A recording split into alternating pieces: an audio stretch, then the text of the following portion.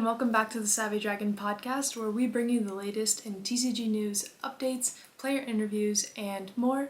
I'm your host, Rachel Bagelman, and today we have another very special interview with Ruben Penaranda. Can't wait for you guys to hear this one. Make sure you subscribe and turn on your notifications to be notified when we drop more videos. Let's go. Ruben is an American player most notable for winning two Team YCSs, Sao Paulo in 2023 and San Jose in 2024. He won both of these tournaments alongside Kamal and Pak, making them the first players to win 3v3 YCSs in the exact same team constellation. Ruben, thank you for joining us today. Hi. Yeah, you've been traveling a lot, so I appreciate the time that you took to. Yeah, I just got back from Brazil today. How was that? Fun? Brazil was fun. Long travel back. I had to travel through Miami, like with everyone else, and then landed today into like 5 hours of like rehearsal for work, which was fun, but now exhausted. That's crazy, yeah, I bet. So taking it a little bit back in time, when did you start playing Yu-Gi-Oh? And how did you get started? So I started playing, I think in 2000, like 10 or 11, the Dragoon structure that came out. So what if the people that were playing back then know around that time. That's the first time I picked up Yu-Gi-Oh cards. I used to watch the show and then I saw that at Target. Begged my mom to buy it for me, but Wow. she didn't. So, like the second or the third time around, she finally caved and bought it. And then I would take it to school, play with like the kids there. And then I stopped playing and then got back interested in the game again in like 2012, 13, but then couldn't afford Dragon Rulers, couldn't afford any of that stuff. So like stopped playing again. And then started playing again in like 2015 as like a high schooler, and then still couldn't really afford cards, so stopped playing again. And then like when I finished high school or finishing high school as a senior, I picked it back up again. And then I started having a job at this point, so I could afford cards. And then that led me to playtesting a lot with Kamal. This was around like 2017. I went to my first YCS that year, then went to my first nationals, and then Kamal finally like took me under his wing to like teach me how to play Yu-Gi-Oh like properly. And I started like getting good around then. Didn't travel too much because like as a student and I was 17 at the time, can't like pay to go to all the events. So it was like maybe one, two a season in the nationals. And then right before COVID started is when I started going to all the events and then things got shut down. So that's kind of been like my journey. And now I try and play as much as possible. Nice. So it's like kind of blood, sweat, and tears went into it. You had to like you were forced to stop playing and then you finally like earned money and were able to like play again. That's cool. Yeah, and like a lot of people probably have similar experiences with the game where like you take breaks and then you come back and like you can finally put yourself in a position where like you can play for a long time, which is nice. Yeah. So since like you started until now, like how have you seen the game evolve and do you think like the competition is better now or was it better in the past or I think the average player now is much better than the average player was back then. I feel like most people will tell you that. But that has to do with the amount of information that's just like constantly shared online, which is a good thing because it gets us to like progress format a lot faster. So we get to figure things out. Like almost everyone's deck in a tournament is going to be not perfect, but it's going to have good enough ratios that it has a chance to do well. Where like back then, most decks wouldn't even be close to optimized. And I feel like that's something that's really relevant where not only is like the average player better, but the ability to deck build has kind of like become easier in some sense. So that makes it so people's deck lists are actually better themselves. oh yeah, that makes sense. We see you at almost all YCS level events and many regionals. Are you doing the World Points grind? And if so, how's that going?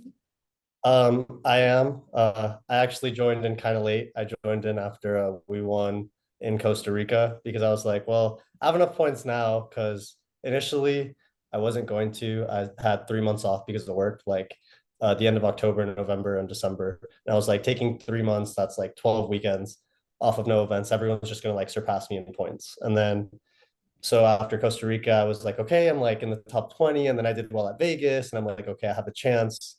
And then I'd moved to Vegas, so it's not a terrible location for regionals because there were a couple Cali events coming up, and I travel a good amount, so I could make some East Coast events if I was visiting family. So I was like, okay, let me see if I can plan out any regionals. So ended up doing like two or three, put myself in a solid position, and then now I think I have 380 points after this weekend, and I think that gets me. Hopefully, that's in like the top 16 somewhere right now. If not, I have an event every weekend from now until I think the 22nd of June. Wow, that's crazy. Yeah, I was gonna ask Try and get there. how you fit in like all these events into your schedule because you were just saying you were training for like 5 hours and you have other things going on in your personal life. Like, how do you fit all of that in? So I treat Yu-Gi-Oh like a job, as much as it is a hobby. So like you have to put in the hours sometimes when like you don't want to. So like yeah, there's days where I'll sleep a little less because I'm like I have an event coming up, so I need to prep for that. But like if I have to rehearse for a gig that I have for work, that's priority number one. So I'll do that. I'll get home like I did today, and then I'll be like, okay, now this time I dedicate to Yu-Gi-Oh, and then maybe I'm like up until like 12 or 1, and then the next day I have to wake up and it's like 8. Maybe I didn't sleep like super long, but that's not a short amount of sleep, and then I do the same thing the next day. And then like I try and like line up my weekends where if I have to fly to a Yu-Gi-Oh event, maybe after the event I can try and fly somewhere for work. So it's like not necessarily like missing so much time. It's like going from somewhere to somewhere. Or do it vice versa, go from like a work event to a Yu-Gi-Oh event. So I'm like taking time out of like my week and doing both things. So I'm making sure nothing is left undone. Nice. Yeah, I mean that's a hustle, but if you love it, like it's probably worth it, like to fit all of that in. Yeah. Not even just that, like the friends I've made like through the game, like Chris, Hani, Kamal, like the main people I like travel with. I don't live close to them anymore, so going to these events is the most I get to see them. So to me, it's really important for that. Yeah, definitely. And so tell me about when you sit down at a match, this is kind of transitioning into actual play. Do you prefer playing somebody you know, like your friends, or a complete stranger?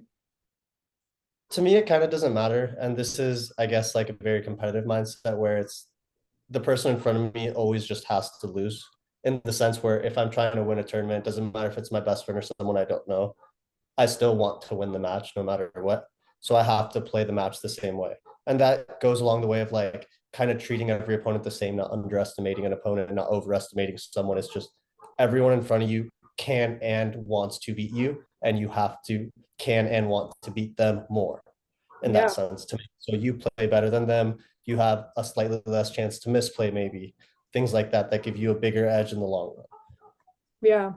Do you like that's a very like confident mindset. Do you ever have any like jitters or are you ever going up against an opponent and you're like, oh, I know they're really good, like I'm nervous or not really?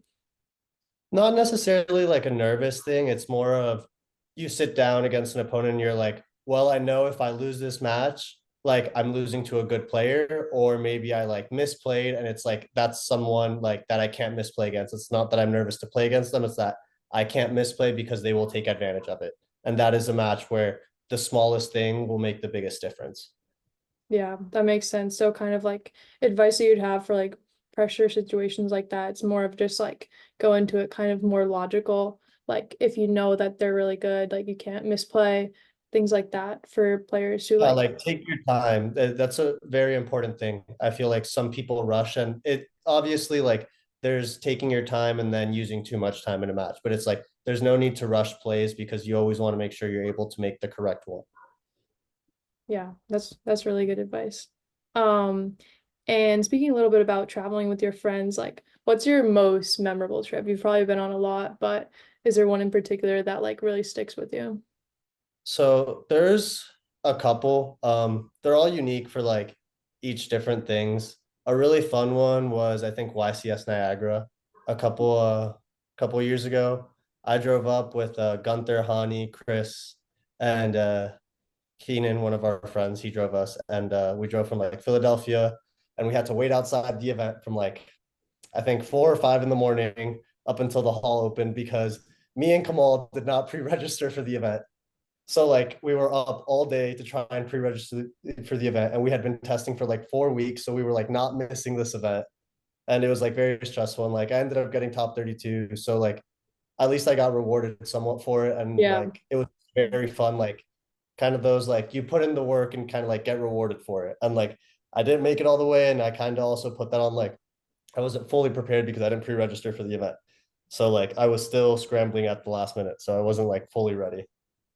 Wow, yeah, that's not what I expected. I feel like most people would say like one of like the beautiful places like by the beach, but that's like really it's a cool story. Oh, like we've done a lot of those, and they're like really fun, obviously, Yeah. like going to the beach and stuff. But I feel like that one's very unique for like what had happened.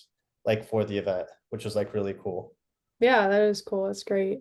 Um, One slightly controversial question. Do you think Konami will drop a ban list like a week or two before Nats, or what do you think is going to happen with that?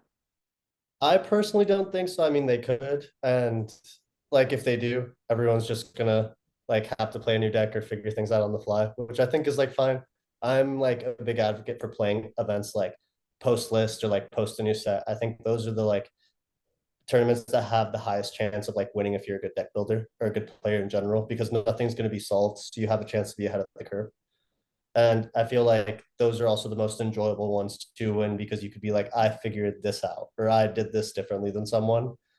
So if they do, it'll be really fun. But I mean, if they don't, there's also a new set that comes out that Friday. So it'll make the format interesting anyway. I try not to worry about like the ban list because it's out of our control. Yeah. Like they're gonna ban cards, we're gonna unban cards. We're gonna play the format. Like it's not gonna change anything. I'm just gonna Yeah. like still play the deck that I believe is the best deck, whatever X deck is. So I try not to concern myself with the uncontrollables and worry more about the controllables. Yeah, that's really good. Very, very positive mindset. It's Yeah. inspirational.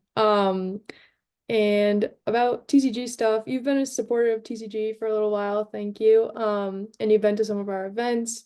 Uh, how would you like describe the atmosphere, and do you think it's like beneficial for players? Would you recommend it? Or I think it was a lot of fun. I saw so many like different groups of like Yu-Gi-Oh players, whether it's like hyper competitive players, people that travel a lot, people that don't travel a lot, and like people that like to hang out in different groups outside of the event, just like together in one place. Makes it easy because sometimes after the event, it's like, oh, let's go to dinner, and getting a table for 10, 12, 15 people is really hard. So if like after the event, there's this big hangout where everyone's going to be at, there's food, there's drinks, there's games, there's way to play Yu-Gi-Oh, like it's just a really fun and like positive environment to like be around, and it truly makes like the end of the event like it's like a nightcap on everything. Like we did all this Yu-Gi-Oh, now we get to have like all this fun together, and it's like it's no like problem. It's like everyone's just having a good time. yeah, yeah, it was really fun in Raleigh. We're having one in Austin. I'm like really excited. It's gonna be probably like the I'm really biggest excited one for yet. that. Um, And yeah, lastly, just wanted to give you like some space to do any like shout outs or promo for anything you're doing. In Yeah, I want to shout out my team, Inspire TCG. They've been huge backing for me these last couple events. I couldn't have gotten to them without them. Really thankful for what they've done for me. Also, huge shout outs to my testing partners, Kamal, Hani, Chris, big ones. Shout out to remote dueling. If you're not doing it, you're doing it wrong. Chris literally calls me every day and goes remote duel. So I have to build my deck and play him online because the other online platform that we won't mention is unplayable in my opinion. Clicking a mouse all day is not fun. But yeah, that's pretty much right. it. Yeah, Ruben, thank you. Thank you for taking time out of the day. It's late in the night, but I appreciate it. And looking forward to seeing what you accomplish in your world points grind these next couple months. Thanks for being on the podcast. Of course. That's all for today's episode. Thank you so much for joining me here on the Savvy Dragon podcast, and we'll see you all next week. Also, make sure to check out the other video that's dropping today on learning Lorcana in a week. See you next week.